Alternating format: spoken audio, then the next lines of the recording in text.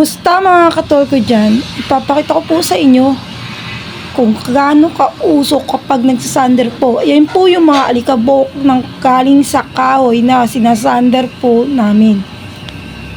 Yan po. Lalo na po pag nagkasabay-sabay po sila sa pagsasander, ay grabe pa po alikabok niya sa kausok. Hindi nyo na po makikita yung pader na nakikita nyo ngayon.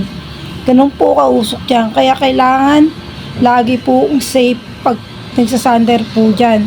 Kailangan nakamas po o kahit yung damit, itatali nyo sa ano nyo para matakpan lang po yung ilong. Kasi baka yung kikitain mo dito, may pang ospital mo lang dahil sa mga kubok na yan pag pumasok sa baga mo. Kaya kailangan nakamas kami o yung basta may takip yung ilong at saka bibig.